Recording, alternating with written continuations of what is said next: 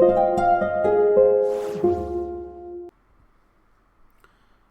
बच्चों, तो हमारा जो जेई मेन मैथ्स के PYQ का सीरीज़ है उसमें आज हम इस क्वेश्चन को सॉल्व करेंगे। तो ये क्वेश्चन 2025 में पूछा गया है जेई मेन में, और ये जनवरी अटैम्प्ट के 22 जनवरी में सेकंड शिफ्ट में पूछा गया था, मीन्स इवनिंग शिफ्ट में।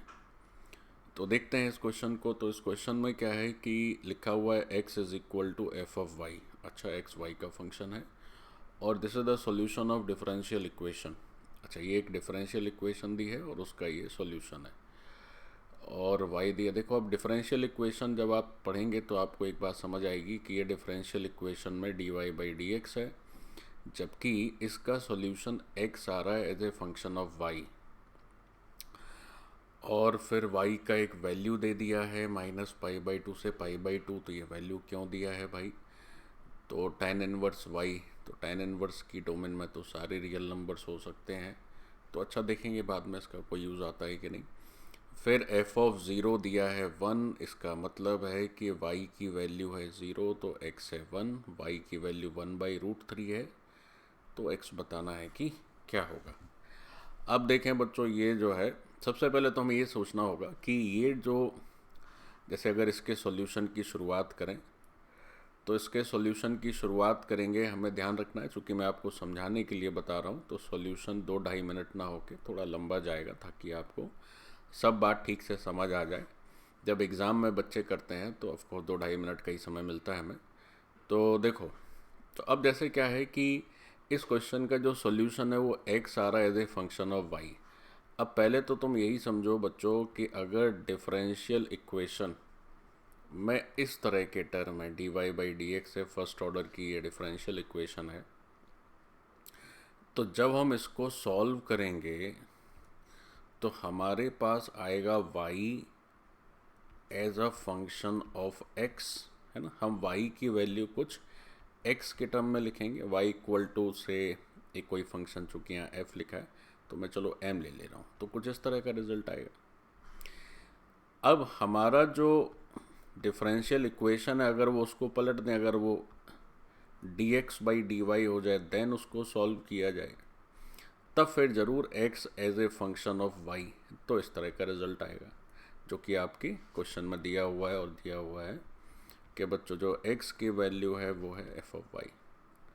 तो अब सबसे पहले तो तुम्हें क्या सोचना है? तुम्हें ये सोचना होगा कि जो dy बाई डी एक्स है, इससे तो मामला बनेगा नहीं, क्योंकि y जो है वो x के टर्म में आने लगेगा और हमें चाहिए x y के टर्म में। तो हम क्या करें कि सबसे पहले ये जो हमारा डिफरेंशियल इक्वेशन है इसको पलट दें इन द सेंस इसको इस फॉर्मेट में लाएं, dx बाई डी वाई के फॉर्मेट में, ठीक है। तो अब ये कैसे हो? तो ये तो बहुत ही ईजी है। सबसे पहले तो आप क्या कर लें कि ये जो पार्ट है 1+y² उसको सामने भेज दिया जाए, तो जो dy बाई डी एक्स का वैल्यू है दैट इज़ -1+y², और जो हमारा डिनोमिनेटर है that is x minus 2 e to the power tan inverse y, ठीक है। तो ये हमारा dy बाई डी एक्स का वैल्यू हो गया। अब यहाँ से हम क्या कर सकते हैं, इसको पलट सकते हैं।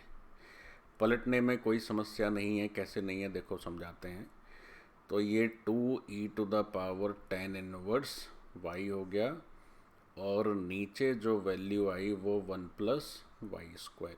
चूँकि ये कभी ज़ीरो हो नहीं सकता तो उसको पलटने में कोई दिक्कत नहीं है, क्योंकि ये 1+y² है। ओके, तो अब बात है कि साहब इसको सॉल्व करिए।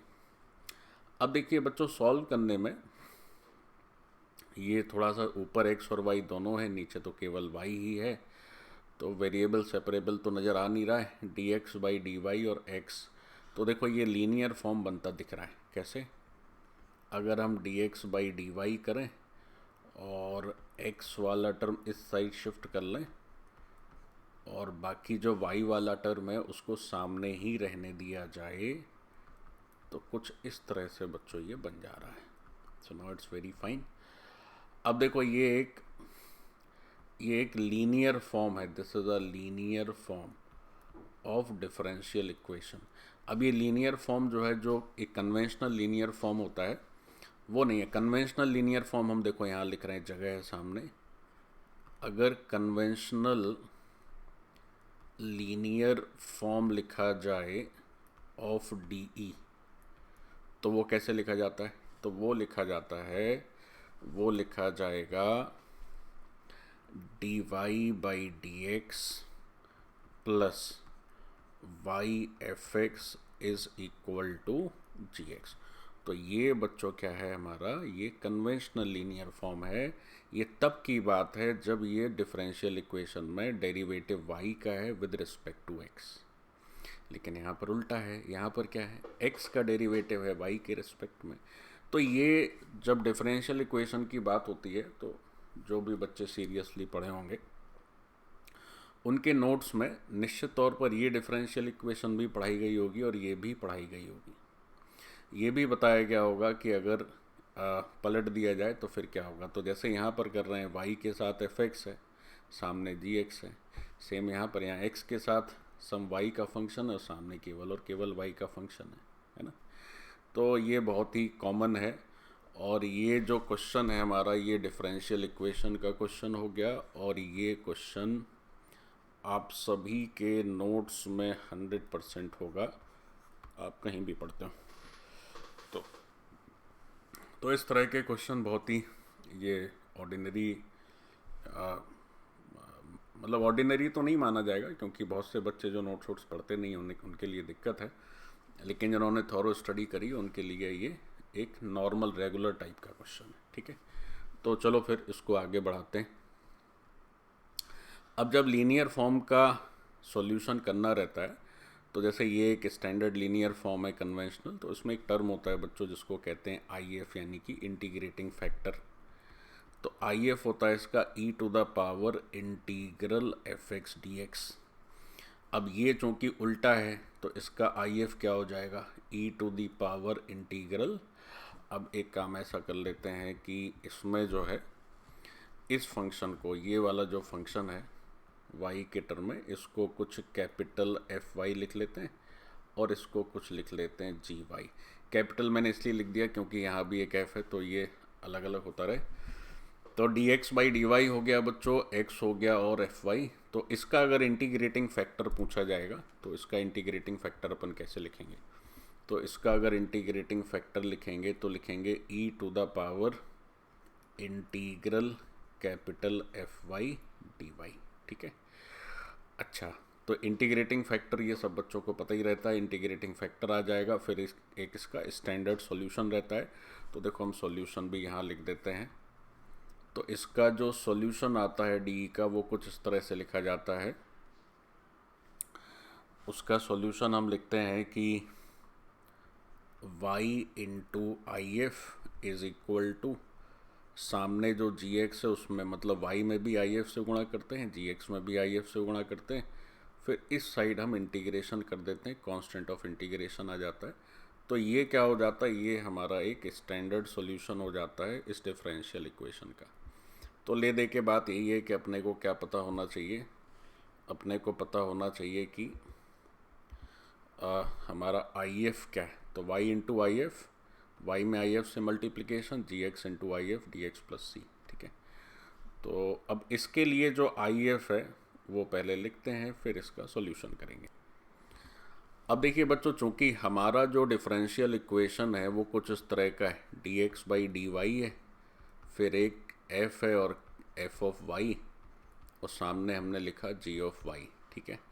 तो इसका जो सॉल्यूशन होगा डिफरेंशियल इक्वेशन का, तो थोड़ा चेंज हो जाएगा। चेंज ऐसे हो जाएगा कि वहाँ y इंटू आई एफ कर रहे थे तो यहाँ पर x इंटू आई एफ कर देंगे, फिर जी वाई इंटू आई एफ हो जाएगा, फिर इंटीग्रेशन करेंगे, ठीक है। अब ये जो इंटीग्रेशन है, चूँकि y का फंक्शन है तो नेचुरली y के रिस्पेक्ट में करेंगे। ओके, तो अब आई एफ की बात है तो इसका आई एफ क्या होगा साहब, तो e to the power integral f y d y. अब ये सब बहुत ईजिली दिया हुआ है ताकि आप आसानी से इंटीग्रेट कर लें। तो ये हो जा रहा है 1 बाई 1 प्लस वाई स्क्वायर, तो e to the power tan inverse y, तो आधी बाधा पार हो गई। अब हमें क्या करना है, इसका सॉल्यूशन लिखना है। तो ये जो सॉल्यूशन का हमने लिखा है फॉर्मूला, तो यहाँ से x into e to the power tan inverse y, what is g by, so g y दिया हुआ था अपने को 2e to the power tan inverse y, नीचे है 1 प्लस वाई स्क्वायर, फिर आई एफ है e to the power tan inverse y और डी वाई। ठीक है, अब हमें ये वाली साइड में तो कुछ करना नहीं है, एक कांस्टेंट ऑफ इंटीग्रेशन, इस साइड को बस हमें इंटीग्रेट कर लेना है, ये वाला पार्ट, तो उसका इंटीग्रेशन थोड़ा सेपरेटली समझ लिया जाए। तो अब ये भी इजी इंटीग्रेशन है, देखो ये भी एकदम स्ट्रेट फॉरवर्ड एक स्टैंडर्ड सब्स्टिट्यूशन लोग के ओके, ये एक बहुत ही आसानी से सॉल्व होने वाला इंटीग्रेशन है। देखो कैसे बच्चों, अब ये जैसे आप tan इनवर्स y को कुछ अगर यहाँ पर t लिख लेते हो, tan इनवर्स y को अगर आप t लिख लेते हो तो इंटीग्रेशन कैसा हो जाएगा 2e to the power t का स्क्वायर। अच्छा, अब tan इनवर्स y है तो 1/1 plus y square d y क्या हो जाना है यहाँ से dt, तो ये जो पूरा नीचे वाला पार्ट है इसमें तो कुछ आएगा ही नहीं नीचे, 1/1 plus y square d y सीधा क्या हो जाना है, ये dt हो जाना है, तो ये हो गया इंटीग्रेशन। तो इसी को थोड़ा और आगे बढ़ा लेते हैं, तो ये 2 और e to the power t का स्क्वायर है ना बच्चों, तो ये हो जाना है e to the power 2t dt। ठीक है, तो 2 चलो बाहर कर लिया जाए, और e to the power 2t का e to the power 2t/2। ठीक है, तो 2 से 2 कैंसिल ही हो जा रहा है, तो e टू दी पावर 2 और t को क्या एज्यूम किए थे भाई tan इनवर्स y, तो ये हमारा एक सरल सा इंटीग्रेशन है। तो इसमें अभी तक कोई समस्या आई नहीं है क्वेश्चन में। अब चलो पूरा लिख देते हैं, तो जो सॉल्यूशन है d का, वो सॉल्यूशन ऑफ d में LHS हमारी लिखी हुई है x into e to the power tan inverse y, और हमारा जो RHS आया है, ये जो इंटीग्रेशन वाला पार्ट आया है, ये तो केवल इतने में ही निपट गया भाई, तो e to the power 2 tan inverse y और प्लस c। तो भाई ये पहला काम हो गया। अब इस पहले काम में क्या है कि सॉल्यूशन तो आ गया, लेकिन अभी भाई हमारा ये जो कांस्टेंट ऑफ इंटीग्रेशन है इसमें प्रॉब्लम है। तो कुछ प्रॉब्लम नहीं है, हमें क्वेश्चन में पहले ही दिया हुआ था कि ये जो फंक्शन है x equal to f of y, तो उसमें f ऑफ 0 1 दिया हुआ है, मतलब ये अगर y है तो ये हमारा x है। तो अगर इसको हम यूज़ कर लें ऊपर, तो x को 1 लिखते हैं, और e to the power tan inverse 0, y को 0 करोगे तो 0 ही हो जाएगा, और ये भी 0 ही हो जाएगा, और प्लस हो जाएगा c। तो भाई ये तो देखो ये भी बड़ा इजी हो जा रहा है, 1 से 1 कैंसिल हो गया, तो बच्चों यहाँ से c का वैल्यू हो गया हमारा 0। तो जो फाइनल सॉल्यूशन आ गया डिफरेंशियल इक्वेशन का, तो फाइनल सॉल्यूशन हो गया साहब x into e to the power tan inverse y is equal to e to the power 2 tan inverse y, c तो रहा ही नहीं। तो अब ये e to the power tan inverse y है, ये तो कभी 0 हो नहीं सकता है, तो उससे डिवाइड कर दो साइड, तो फिर ये सॉल्यूशन थोड़ा और सिंप्लीफाई हो जा रहा है, और ये हो जा रहा x is equal to e to the power tan inverse y। ठीक है बच्चों, तो ये हमारा जो है ये फाइनल रिजल्ट ला। अब हमें क्या करना है, पूछा गया था कि अगर y की वैल्यू 1/√3 हो तो बताइए क्या होगा, x की वैल्यू क्या होगी। तो y की वैल्यू 1/√3 अगर आप इसमें रखते हैं तो ये हो जाता है e to the power tan inverse 1/√3, और tan इनवर्स 1/√3 सब बच्चे जानते हैं π/6 होता है, तो यही हमारा आंसर है बच्चों। तो ये क्वेश्चन एकदम थोड़ा सा, चूँकि एक तो डिफरेंशियल इक्वेशन उन्होंने पलट दी तो उसमें हो सकता है बच्चे गड़बड़ा जाएं, है ना, और दूसरा है कि अब डिफरेंशियल इक्वेशन लीनियर फॉर्म है, तो IF एक चीज़ थी जो हमें बतानी थी, सही से IF कैलकुलेट अगर कोई करे और फिर सही से ये जिसको याद हो बस केवल डायरेक्ट स्ट्रेट फॉरवर्ड है, there is no issue in this question. और जिन बच्चों ने भी ठीक से अपने नोटबुक की पढ़ाई करी है उन्हें ये क्वेश्चन ज़रूर करना चाहिए। ठीक है, उन्हें ये क्वेश्चन ज़रूर करना चाहिए था और उनके इसमें मार्क्स ज़रूर आने चाहिए थे। चलिए धन्यवाद बच्चों, फिर अगले क्वेश्चन में मिलेंगे।